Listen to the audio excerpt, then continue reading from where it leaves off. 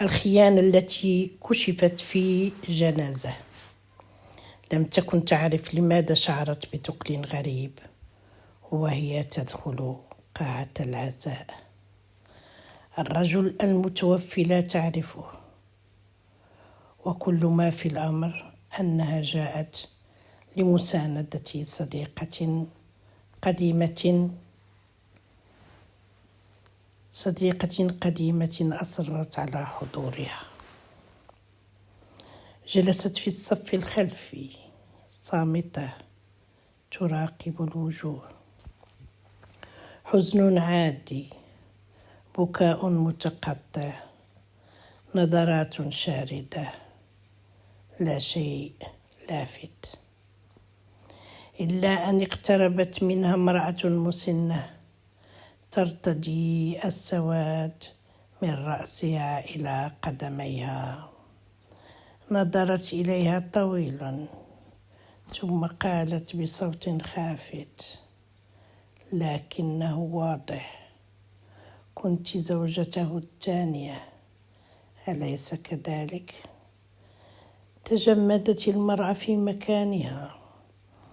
ظنت في البداية أنها لم تسمع جيدا. عفوا، ردت المسنة بنفس الهدوء.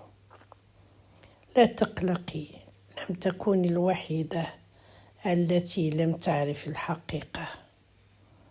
شعرت بدوار خفيف.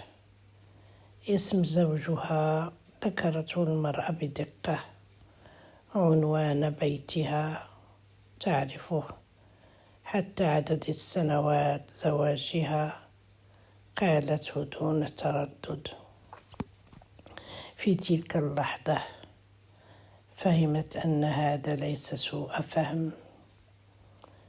بعد الجنازة بحثت، تواصلت مع أشخاص لم تكن تعرف بوجودهم.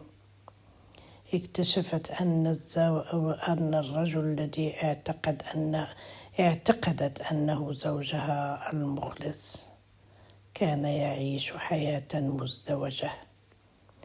زواج رسمي هنا وعلاقة أخرى هناك، وأطفال يعرفون آباءهم بأسماء مختلفة.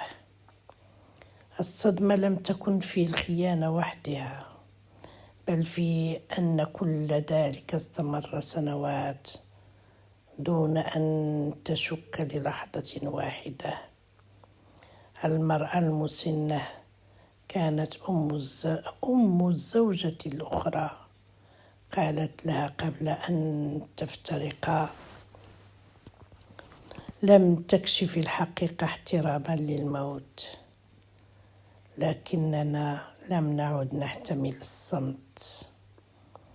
عادت إلى بيتها، نظرت إلى صورة زوجها، إلى الذكريات، إلى رجل لم تعرفه أبدا. الخيانة لم تكشف بخيانة جديدة، ولا برسالة هاتف، ولا باعتراف، بل في جنازة حيث سقطت كل الأقنعة ولم يبقى سوى الحقيقة. انتهت القصة.